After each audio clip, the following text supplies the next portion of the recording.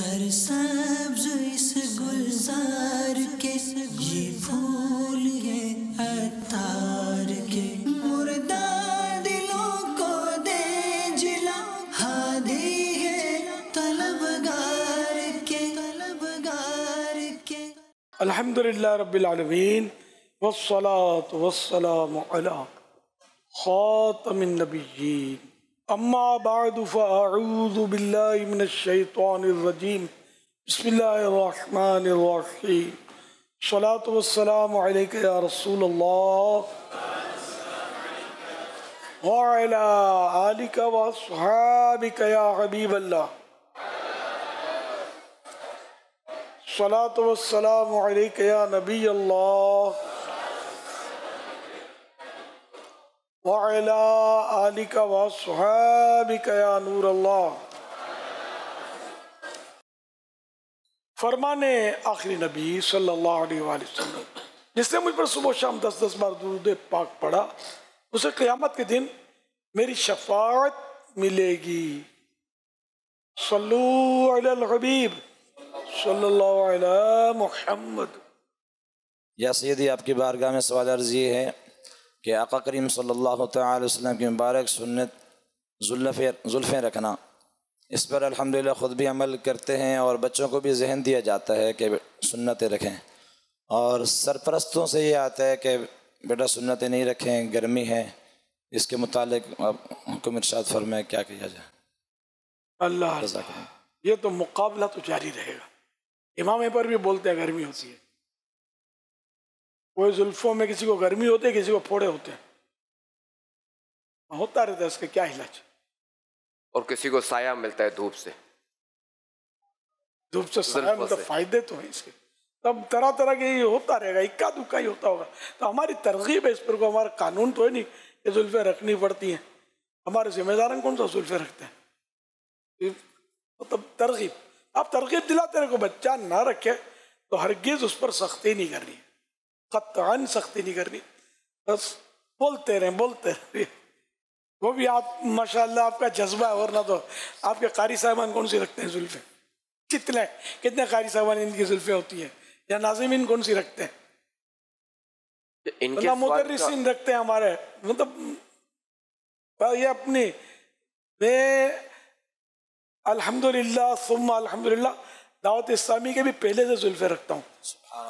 मेरा ज़हन था वो जुल्फे सुन्नत है, बैठ गया था ज़हन में, अल्हम्दुलिल्लाह रखता था अल्लाह की रहमत से। तो अब ये क्या, मेरा ये बस शौक़ है कि जुल्फे ये आका की सुन्नत सब रखें। और मेरा जुल्फों में एक हिकमत थी, वो मैं यूँ मतलब इस पर बता नहीं सकता। जुल्फों को क्यों मैंने एकदम फोकस किया, बताऊंगा तो फायदा तो होगा इसका, बाज़ों को जोश आ जाएगा, लेकिन सोशल मीडिया का दौर है, किसी ने सोशल मीडिया पे दाग दिया ना तो मुश्किलात खड़ी हो सकती हैं। कोई पहुंच गया है मेरी हिकमत पर। अच्छा, इनके सवाल का मकसद ये है कि ये तलबा को ज़हन देते हैं बच्चों को, मगर बच्चों के जो सरपरस्त है ना वो मना। मैं समझ गया, बच्चा बेचारा, अब बच्चा भी क्या करे, नहीं रखने देते तो कोई बात नहीं। अब सानी का हम ऐसा करें सख्ती तो पूरा बच्चा ही चला जाए हमारे हाथ से, तो कहीं और जाके बिठा दें इसको। इसलिए अपने पास ही रहने चाहिए, हमारे जो भी सरमाया है कहीं और नहीं जाना चाहिए। माशाअल्लाह आपका जज्बा पसंद आया मुझे। अल्लाह और भी मुझे ऐसे नाज़िमीन और कारी साहबान दें कि जो हमारे बच्चे को आका की ये सुन्नत भी रखने पर तरगीब दिया करें।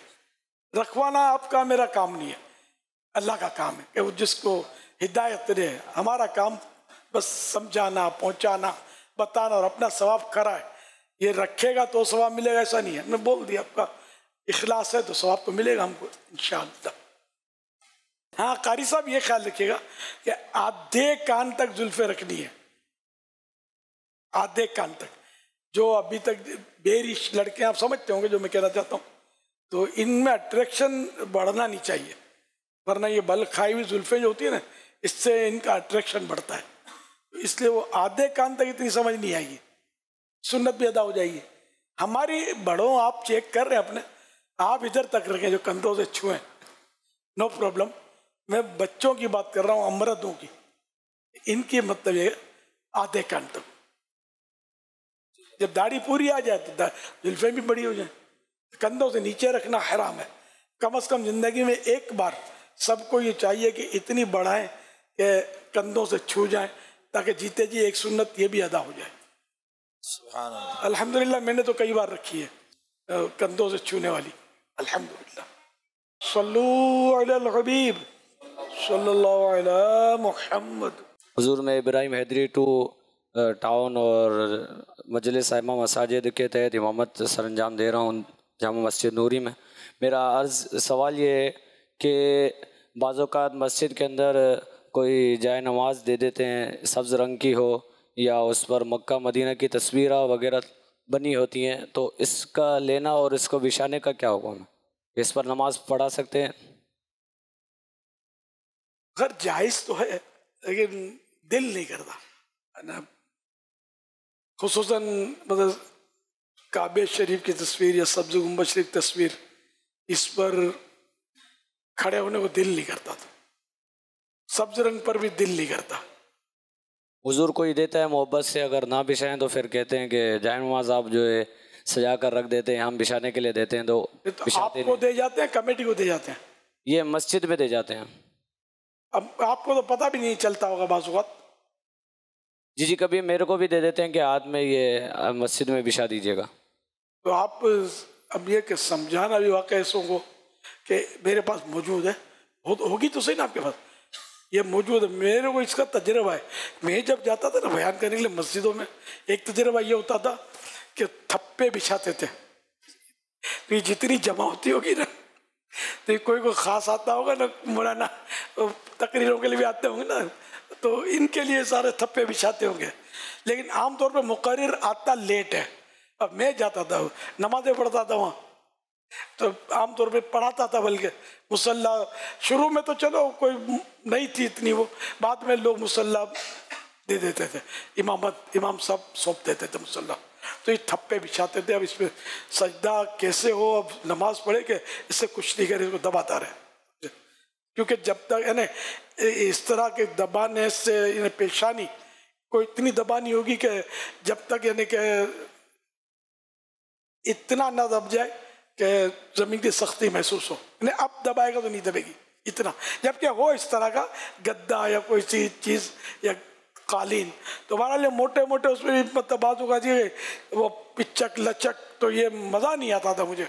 मैं तो फिर थोड़ा यूँ अपना थोड़ा वो हो गया ना, इमेज बन गया ना, हटा देता था जिनके तफों को, बोलते नहीं थे, डरते थे। या यूँ लौट कर मैं वो खाली ज़मीन पर सजदा करने का भी मुझे एक जुनून था कि वो मुस्तहब है कि कुछ भी ना बिछा वो सजदा करना, ये ज़्यादा सवाब है इसमें। तो मैं ये कालीन और ये गालीचे इसके सबके खिलाफ था। कारपेट खिलाफ यूँ के पसंद नहीं करता, तो जायज़ तो है, तो मैं यूँ करता था, हटा देता था। फिर ये क्या वो मदीने शरीफ से आया हो तो यूँ मदीने के मक्के के सब जमा होते होंगे और ये बिछा देते थे मेरे लिए। तो खैर वो तो कभी कभार ऐसा होता था। आप तो मुस्तकिल इमाम है तो आजमाइश तो होती होगी। सल्लू अलल हबीब सल्लल्लाहु अलैहि मुहम्मद। मेरा अमीर अहले सुन्नत की बारगाह में ये सवाल है कि बज़ा औक़ात हम इस तरह की जगह पे जाते हैं कि जहाँ मस्जिद करीब नहीं होती, दूर होती है, तो हम 3 या 4 लोग होते हैं। इस सूरत में वो अपनी अपनी नमाज़ पढ़ें या जमात करवा सकते हैं? अगर कोई जमात का अहल है तो वो करवा सकता है। सल्लू अलल हबीब सल्लल्लाहु अलैहि मुहम्मद। मोहम्मद उसामा, पंजाब मेलसी से। मेरा ये सवाल था कि हकूक़ुल इबाद जो हैं वो दुनिया में ही अदा करके जाने हैं। आफियत इसी में जी, वरना आखिरत में फिर उसको नेकियां देनी पड़ेंगी अपनी। अगर बंदे का हक बाकी है या फिर नेकियां नहीं तो गुनाह उसके अपने सर लेने पड़ेंगे। अगर वो दुनिया में ही बख्शवाना चाहे और वो भूल जाए कि उसने किस किस के साथ जुल्म किया है या कुछ भी किया है, तो वो इसका क्या कैसे किया जाएगा? तो दुआ करे कि या अल्लाह पाक जिन जिन की हक तलफियाँ हुई हैं मैं उनके लिए मग़फ़िरत की दुआ करे, और जिनका याद आए उनके तो हक अदा करें। जी। और कोई माली मसला है कि किसी के पैसे भी खाली हैं, जैसे चोरियां की हैं, जी। अब ये पता नहीं किसकी चोरी की है, पैसे लिए, तो फिर जिन जिनकी चोरी की है पता है उनको पैसे लौटाए, तौबा तो करना ही है। जी। ठीक है ना। अच्छा, अब कुछ पैसे ऐसे चोरियां की हैं, डकैतियां की हैं कि जो मालिक का पता नहीं किसकी की है, ना वो मिलता है, पता नहीं है, मिलता नहीं है, या इसके वारिस भी नहीं मिलते, या कोई सूरत नहीं है उस तक पहुंचने की, जी। वो गायब है। ऐसी सूरत में फिर उतनी रकम जो है ना वो फकीर शरई को दे दे, जैसे जिसको ज़कात देनी है, ज़कात दे सकते उसको दे दे। ये रकम का मामला जो है वो ये है, सवाब की नीयत ना करे, अलबत्ता शरीयत के हुक्म पर अमल करने का सवाब मिलेगा। और सोना जो है वो मर्द पर हराम है, तो अक्सर मैंने किसी से सुना है कि सफ़र के दौरान पहन सकते हैं, तो क्या ये बात सही है? डाकू की मौज हो जाएगी और क्या। अगर डाकुओं से हमदर्दी है तो बिल्कुल पहन लेना चाहिए, लटका लेना चाहिए गले में, आ बैल मुझे मार ना। अवाम भी अल अवाम कल अनाम, अवाम चौपाई की तरह ऐसी बातें उड़ा देते हैं, तो ऐसा कुछ नहीं है बेटे। यानी फिर ये बोलते ही हो कि पता नहीं सफ़र में मौत आ गई तो कफन का क्या होगा, तो सोना कफन बन के लिपट जाएगा। तो सोना रखकर तो अपने आप को खतरे में डालना है सफर में, तो ऐसा कुछ नहीं है। सोने का ताल्लुक, सोना हराम है तो जेब में रखना हराम नहीं है, सोने का जेवर पहनना हराम है, और सोने के यानी सूरतें हैं कि किस तरह इस्तेमाल करना हराम है, और कोई सूरत ऐसी भी है कि जो हराम नहीं है, तो जेब में रखना भी सोने को हराम नहीं है। सल्लु अलल हबीब सल्लल्लाहु अलैहि मुहम्मद। मोहम्मद ताहर अतारी, पंजाब डिस्ट्रिक्ट भावलनगर, चिश्तिया शरीफ से तशरीफ़ फरमाऊँ। मुर्शिद, मेरा आपसे ये सवाल है कि मैं मेडिकल कॉलेज का स्टूडेंट हूँ, मैं मेडिकल की स्टडी करता हूँ, लेकिन मेरे कॉलेज में जो है वो दीनी तालीम के हवाले से तालीम नहीं दी जाती। तो मेरी आपसे ये दरख्वास्त है, मैं आपसे ये जानना चाहता हूँ कि मैं दीनी तालीम कैसे हासिल करूँ और अपने दोस्तों को भी, साथ वाले फ़ैलों को भी दीनी तालीम के बारे में बता सकूँ, ताकि अपनी दुनियावी ज़िंदगी और आखिरी ज़िंदगी को तो बेहतर बना सकूँ। लिहाजा इसके बारे में कुछ बताएं। जिस तरह दुनियावी तालीम में वो दाखिला लेते हैं, फिर हॉस्टल में रहते हैं वगैरह वगैरह, वो अच्छा रिज़ल्ट लाने के लिए, इसमें भी ऐसा होता है कि दीनी तालीम में भी अगर जैसे जामियातुल मदीना में क़याम कर लिया जाए, आप इसको हॉस्टल बोलते हैं, हमारे मतलब ये रुकते हैं, क़याम गाह होती है, इक़ामत गाह होती है, तो ये इसमें रुक कर पढ़ते हैं तो उनका रिज़ल्ट अच्छा होता है। बाज़ ये कि घरों पर आना जाना भी करते हैं, बाज़ मतलब ये कि ऑफ टाइम में भी पढ़ते हैं, और अब तो ऑनलाइन भी पढ़ाया जा रहा है। तो मशवरा ये कि आप चाहें तो फ़र्ज़ उलूम पढ़ लें, फ़ैज़ान नमाज कोर्स कर लें, इस तरह जो दीगर कोर्सेस हैं 7 दिन के, और इस तरह, तो ये शायद आपके लिए आसान होंगे। और तरबियती कोर्स 63 दिन का है, वो कर लें। तो ये अब चूँकि आप अपनी मसरूफियत बता रहे हैं, इसमें शायद ऑनलाइन में सहूलत रहेगी, और अगर आप ये दुनियावी तालीम को दीन की तालीम पर कुर्बान करने के लिए तैयार हैं, तब तो दी बेस्ट, कि सारा दीन है, तो फिर वो रेगुलर तालीम हासिल करें।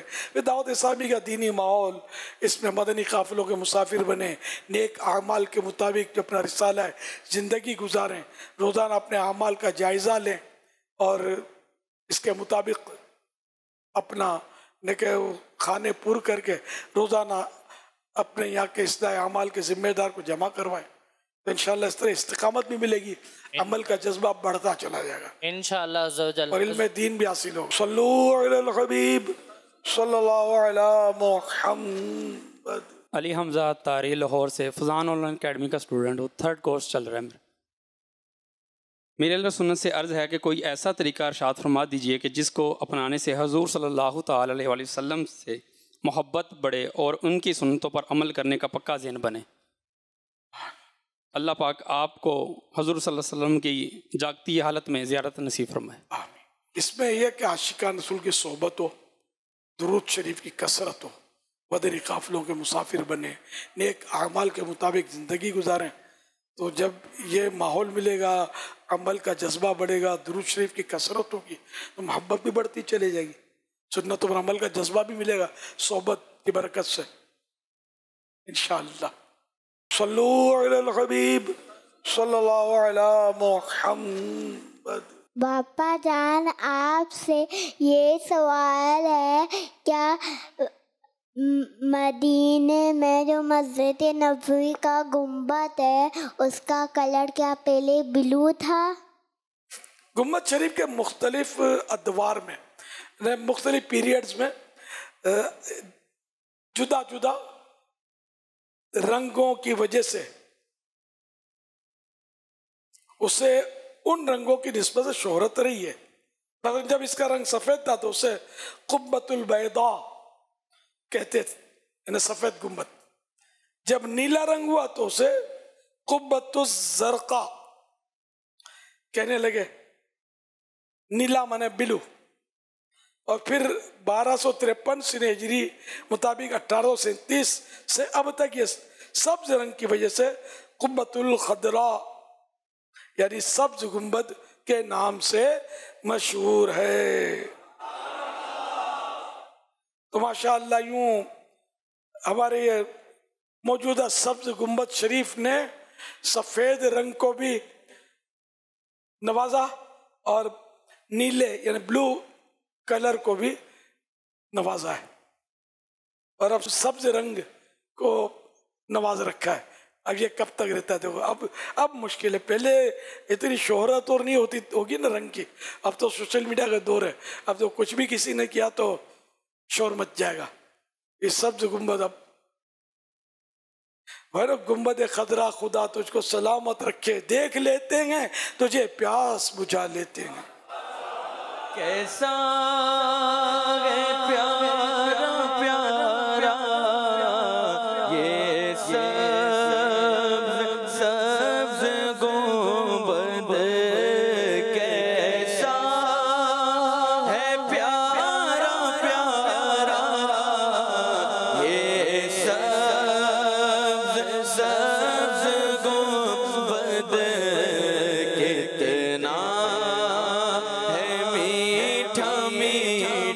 मदीना कितना है मीठा मीठा, मीठे नबी का रोज़ा अर्शे औला से आला, मीठे नबी का रोज़ा। सल्लु अलल हबीब सल्लल्लाहु अला मुहम्मद। सरसब्ज इस गुलजार के ये फूल